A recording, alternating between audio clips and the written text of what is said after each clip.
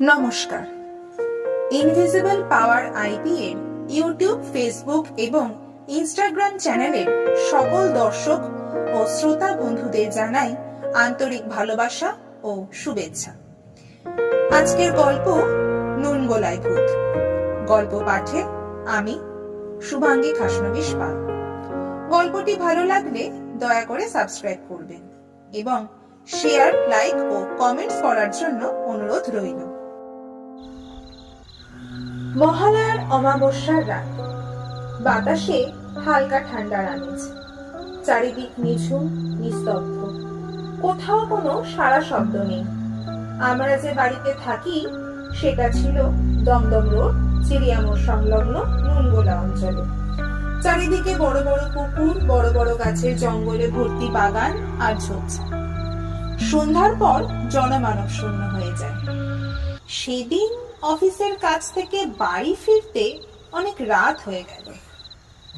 নুনগোলার ভিতর দিয়ে torch light জ্বালিয়ে হাঁটছি। দূর থেকে টর্চ লাইটের হালকা আলোয় চোখে পড়ে বড় বড় গাছের তলায় এক জীর্ণ শীর্ণকায় বৃদ্ধা বসে আছে। ভারী অবাক লাগে। হাঁটতে হাঁটতে ভাবতে থাকি, এত রাতে এই বৃদ্ধা মহিলা একা একা এভাবে বসে আছে কেন? আস্তে আস্তে হেঁটে গাছের তলায় বসে থাকা জীর্ণ শীর্ণ অশীতিপর বৃদ্ধা মহিলার দিকে এগোতে থাকি। এবার টর্চের আলোয় পরিষ্কারভাবে চোখে পড়ে এক আতঙ্কজনক দৃশ্য। সেই অশীতিপর জীর্ণ শীর্ণ বৃদ্ধা মহিলা তার সরু কাঠির মতো হাত দুটো উপর দিকে বিশাল লম্বা করে দিয়ে দুপাশের বড় গাছের উঁচু দুটো মগডাল ধরে দোল খাচ্ছে। এই বিভীষিকাময় দৃশ্য দেখে দাঁড়িয়ে পড়ি। টর্চ লাইটের আলোর জোরালো ফোকাস সেদিকে পড়তেই আস্তে আস্তে সে অশীতিপর জীর্ণ শীর্ণ বৃদ্ধা মহিলা হাওয়ায় মিলিয়ে গেল। ভয়ে কাঁপতে কাঁপতে রাম নাম ও ইষ্টমন্ত্র জপ করতে করতে বাড়ি ফেরার রাস্তা পরিবর্তন করি। তারপর অন্য পথ ধরে জোর পায়ে হেঁটে বাড়ি চলে আসি।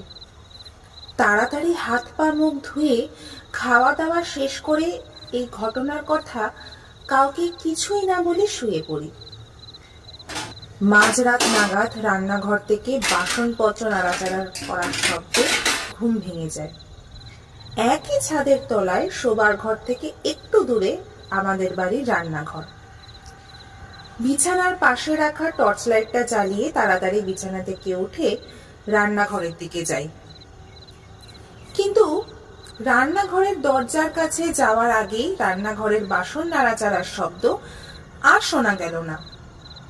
অতএব রান্নাঘরের দরজা না খুলেই ঘরে চলে আসি এবং বিছানায় শুয়ে পড়ি। ভাবতে থাকি, কোনো চোর টোর এসেছিল হয়তো, আমার টর্চ লাইটের আলো দেখেই পালিয়ে গেছে। অথবা কোনো বিড়াল বা ইঁদুর মাটিতে রাখা এঁটো বাসনপত্র থেকে খাবারের খোঁজে বাসন ঠেলাঠেলি করছিল। সবে ঘুম আসতে শুরু করেছে। আবার শুরু হলো সেই একইভাবে রান্নাঘরে রাখা বাসনপত্র নাড়াচাড়ার শব্দ। কিছুক্ষণ অপেক্ষা করি, দেখি আর কোনো শব্দ হয় কিনা। কিন্তু আমার ধারণা ভুল প্রমাণিত হলো। এবারে টর্চ লাইট জ্বালিয়ে বিছানা থেকে উঠে সোজা রান্নাঘরের দিকে গিয়ে দেখি রান্নাঘরের দরজা খুলে ভিতরে প্রবেশ করা মাত্রই নাকে ভেসে এলো পচা দুর্গন্ধ। টর্চ লাইটের আলো রান্নাঘরের ভিতরে পড়তেই ভয়ে মাথা ঘুরে গেল। কোনো রকমে নিজেকে সামলে নিয়ে তাকিয়ে দেখি বাসনপত্র সব ঠিকঠাকই আছে, কিন্তু ওখানে কি বসে আছে? রান্নাঘরের বন্ধ জানালার নিচে পরিষ্কারভাবে দেখতে পাই একটা ছায়া মূর্তি। ধীরে ধীরে বন্ধ জানালার কপাট খুলে গেল। সেই খোলা জানালা দিয়ে ছায়া মূর্তিটা বাহির হয়ে গেল হাওয়ার মতো। ঘরে সারা গায়ে কাঁটা দিয়ে উঠল। তাড়াতাড়ি রান্নাঘরে জানালা খোলা রেখেই রান্নাঘরের দরজা বন্ধ করে ঘরে চলে আসি। বিছানায় শুয়ে ভাবতে থাকি, এটা কি করে সম্ভব? বাসনপত্র মাটিতে পড়ে নেই, অথচ বাসন নাড়াচাড়ার শব্দ আর নাকে ভেসে আসা সেই পচা দুর্গন্ধ এলো কোথা থেকে? ভাবতে ভাবতে ঘুমিয়ে পড়ি। সকালবেলায় ঘুম ভাঙলে প্রথমেই মনে পড়ে গত রাতে ঘটনার কথা। কিন্তু প্রতিদিনের কাজের চাপে রেডি হয়ে অফিসে চলে যাই। মনে মনে ভাবি, দেখতে হবে আজ রাতে সে একই ঘটনার পুনরাবৃত্তি হয় কিনা। আজ সন্ধ্যার পরপরই অফিস থেকে বাড়ি ফিরে আসি। রাত 10টার মধ্যে খাওয়া দাওয়া সেরে নিয়ে শুয়ে পড়ি। মাঝরাত নাগাদ ঘুম ভেঙে যায়, আবার শুনতে পাই সে একইভাবে বাসন নাড়াচাড়ার শব্দ। তাড়াতাড়ি বিছানা থেকে উঠে টর্চ লাইট জ্বালিয়ে ঘর থেকে বাহির হয়ে পাশের ঘরে থাকা ছোট ভাইকে ডাকতে থাকি। তারপর দুই ভাই মিলে হ্যারিকেন ও টর্চ লাইট জ্বালিয়ে রান্নাঘরের দিকে যাই। রান্নাঘরের দরজা খুলতেই নাকে ভেসে আসে সেই পচা দুর্গন্ধ।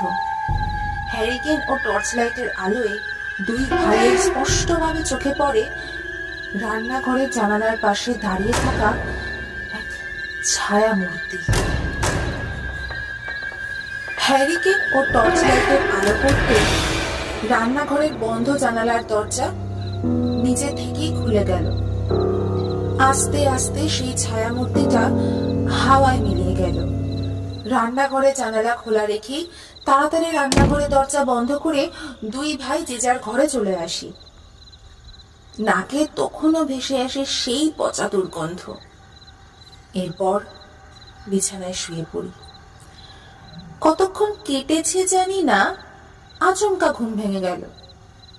বুঝতে পারি ঘরের দরজার বাহিরের দিক থেকে নানা রকম অদ্ভুত ভয়ঙ্কর আওয়াজ কানে ভেসে আসার সাথে সাথে শুরু হয় নারী কণ্ঠের করুণ কান্নার শব্দ।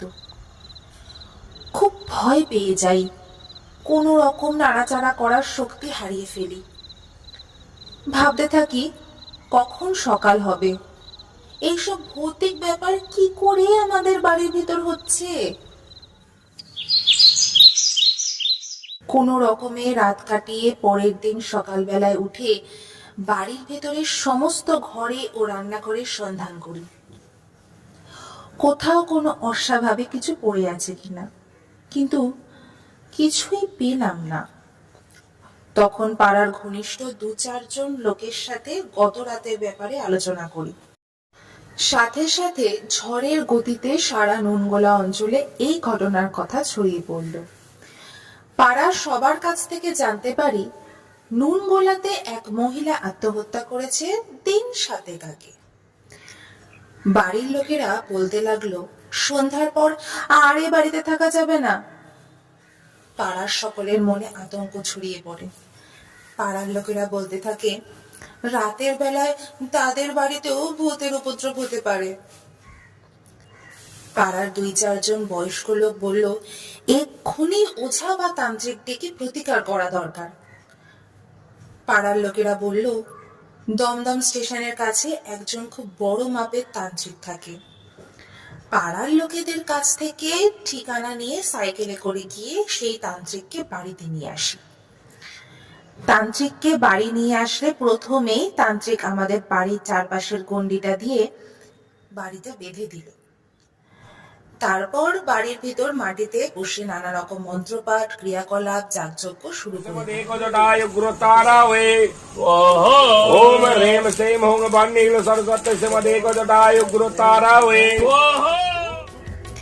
এইভাবে প্রায় 1 ঘন্টা কেটে গেল।